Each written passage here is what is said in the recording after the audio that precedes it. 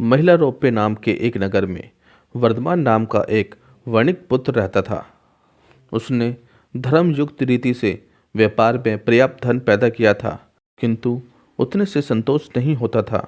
वो भी अधिक धन कमाना चाहता था। 6 उपायों से ही धन उपार्जन किया जा सकता है: भिक्षा, राज सेवा, खेती, विद्या, सूद और व्यापार से। इनमें से व्यापार का साधन ही सर्वश्रेष्ठ है। व्यापार के भी अनेक प्रकार हैं।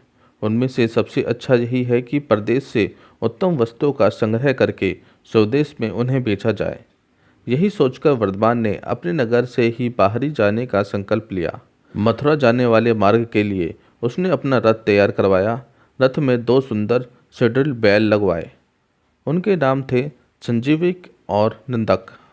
वर्धमान का रथ जब यमुना के किनारे पहुंचा तो संजीविक नाम का एक बैल नदी तट की दलदल में फंस गया। वहां से निकलने की चेष्टा में उसका एक पैर भी टूट गया। वर्धमान को यह देखकर बड़ा दुख हुआ। 3 रात उसने बैल के स्वास्थ्य के लिए प्रतीक्षा की। बाद में उसके सारथी ने उससे कहा कि इन वन में अनेक हिंसक जंतु रहते हैं, यहाँ उनसे बचाव का कोई उपाय नहीं है। संजीवक के अच्छा होने में बहुत दिन लग जाएंगे। इतने दिन यहाँ रहकर प्राणों का संकट नहीं उठाया जा सकता। इस बैल के लिए अपने जीवन को मृत्यु के मुख में क्यों डाले। तब वर्धमान ने संजीवक की रखवाली के लिए रक्षक रखकर आगे प्रस्थान किया।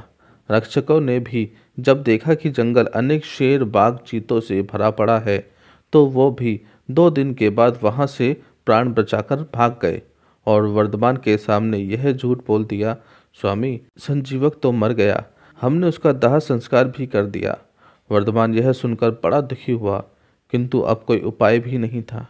इधर संजीवक यमुना तट की शीतल वायु के सेवन से खुद स्वस्थ हुआ। किनारे की धूप का अग्रभाग पशुओं के लिए बहुत बलदायी होता है।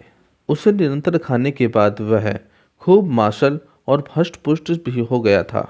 दिन भर नदी के किनारों को सींगों से पाटना और मदमद होकर गरजते हुए किनारों की झाड़ियों में सींग उलझाकर खेलना ही उसका काम था। शेर के साथ 2 गीदड़ भी थे, करटक और दमनक। ये दोनों सदा शेर के पीछे पीछे रहते थे। उन्होंने जब अपने स्वामी को भयभीत देखा तो आश्चर्य में डूब गए। वन में स्वामी का इस तरह भयातुर होना सचमुच बड़े अचंभे की बात थी। आज तक पिंगलक कभी इस तरह से भयभीत नहीं हुआ था। दमनक ने अपने साथी गीदड़ को कहा, करकट, हमारा स्वामी वन का राजा है, सब पशु उससे डरते हैं। आज वही इस तरह से मटकर डरा सा बैठा है। प्यासा होकर भी वह पानी पीने के लिए यमुना तट तक जाकर लौट आया। इस डर का कारण क्या है? करटक ने उत्तर दिया, दमनक, कारण कुछ भी हो, हमें क्या। दूसरों के कामों में हस्तक्षेप करना ठीक नहीं है। जो ऐसा करता है वह उसी बंदर की तरह तड़प तड़प कर मरता है जिसने दूसरे के काम में केतुहलवश व्यर्थ की हस्तक्षेप किया था।